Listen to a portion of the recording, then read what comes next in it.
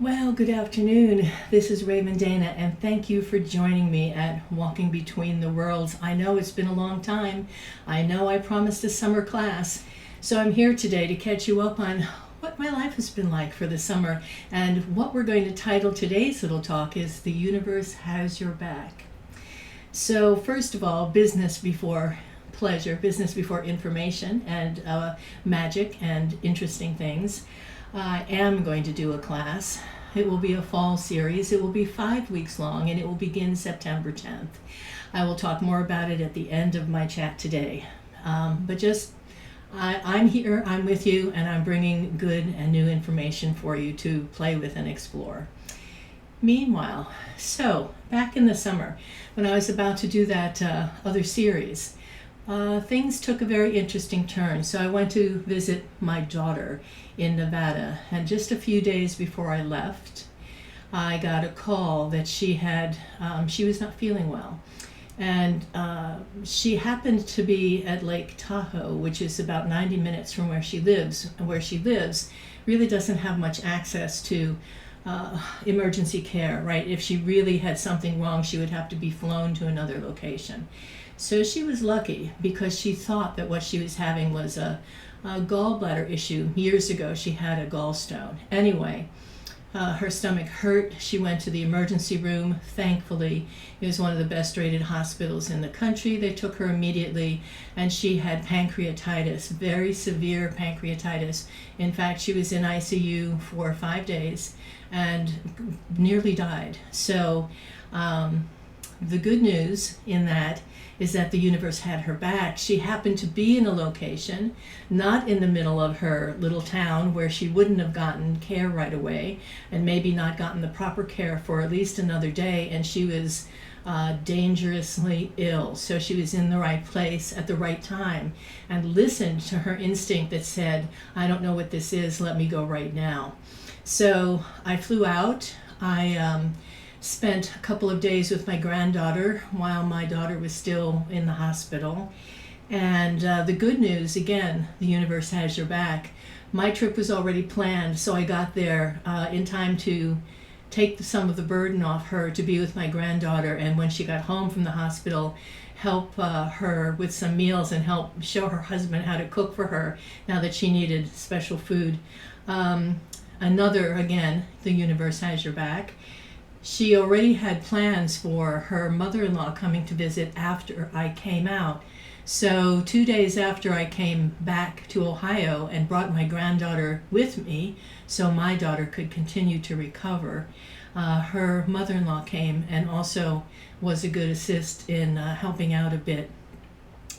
So things like this, when she was coming back, when I was in the car with my daughter, we had talked about it being, we talked about snake medicine, that which can harm you can also regenerate you, recharge you. She was talking about what she thought the spiritual, psychological factors were in this thing that happened to her. And let me tell you, she's still pretty stressed out about it. She is recovering.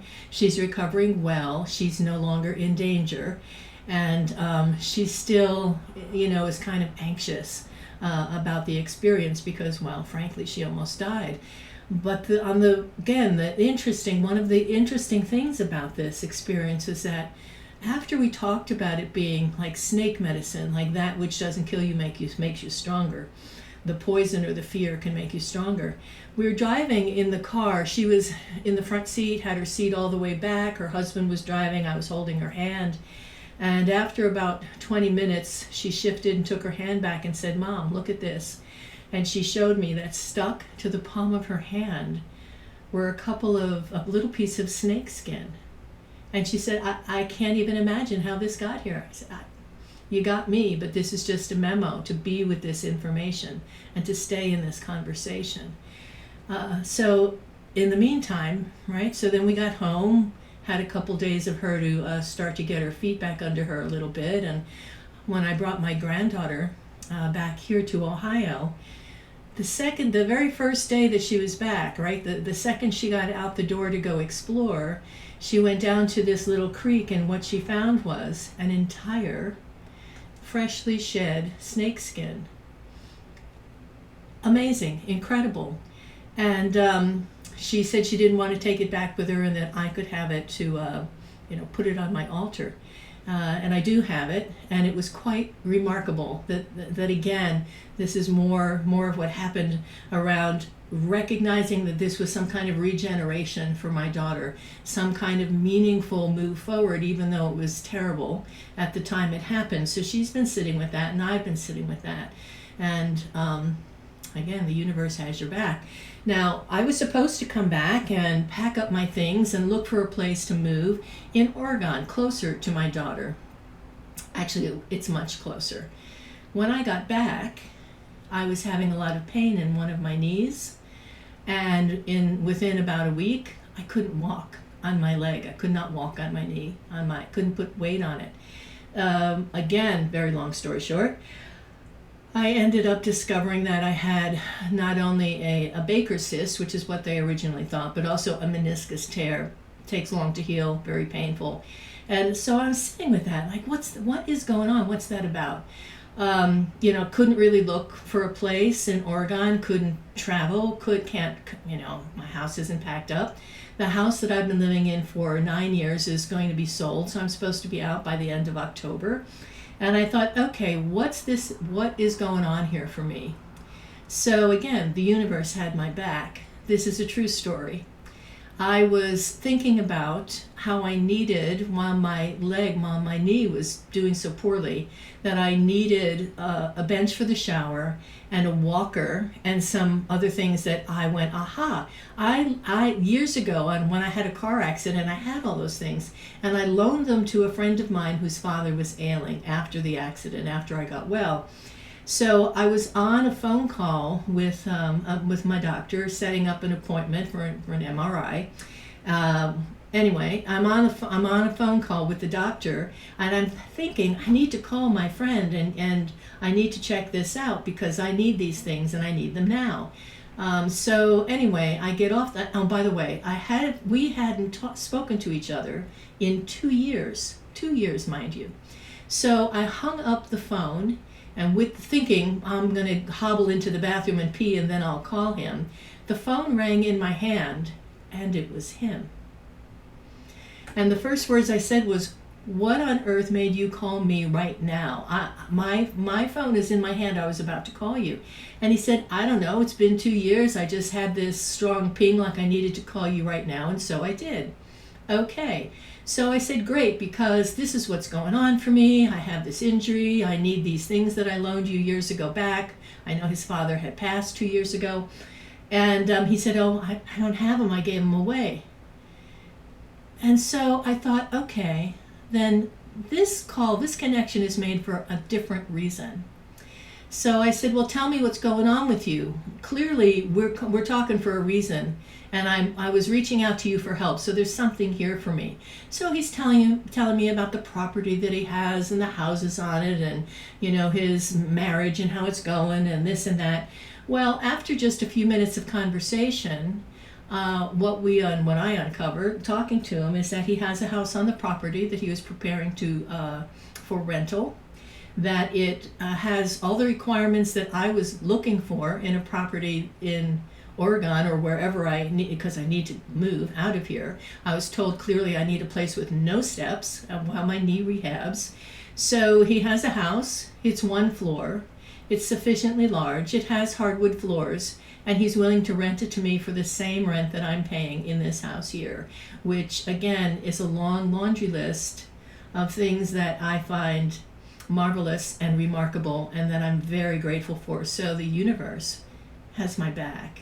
I have people that will help me pack. I will get moved by the end of October, and now my landlord will be somebody that I've known for 25 years, and somebody that I trust to take care of things as needed. So again, right? These are not coincidences.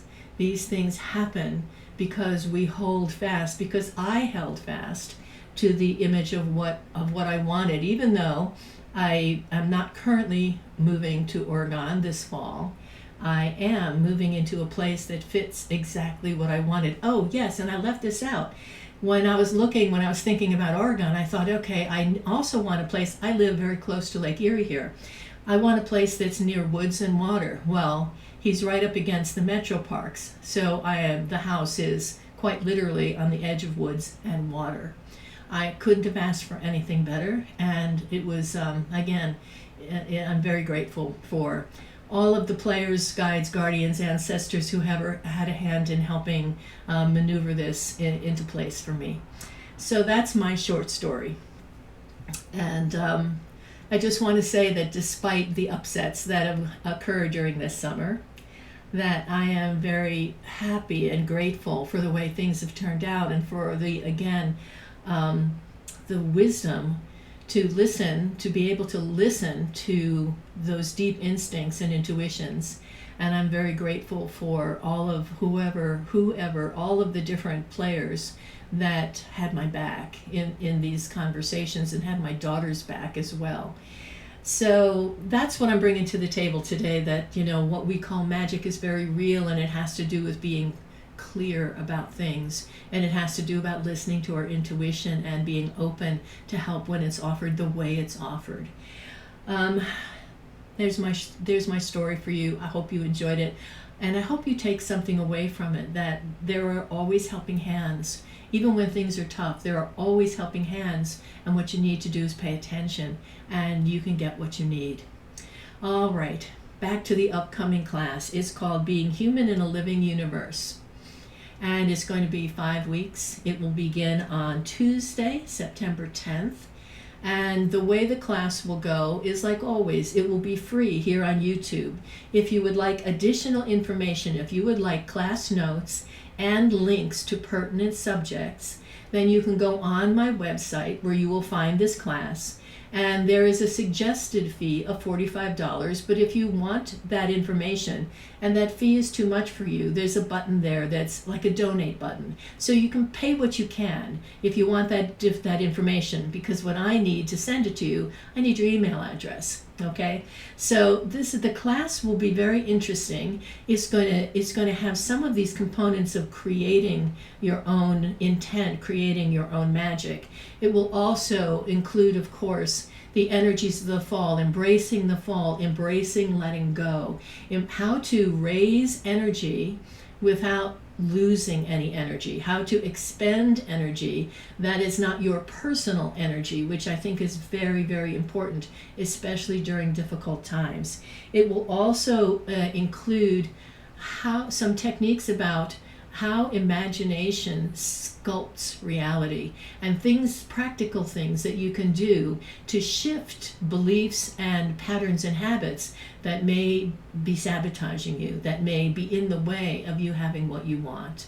So the class, again, 5 weeks, and we're going to also look at ways that art and music move energy, and the ways art and music support the movement of intent into physical expression.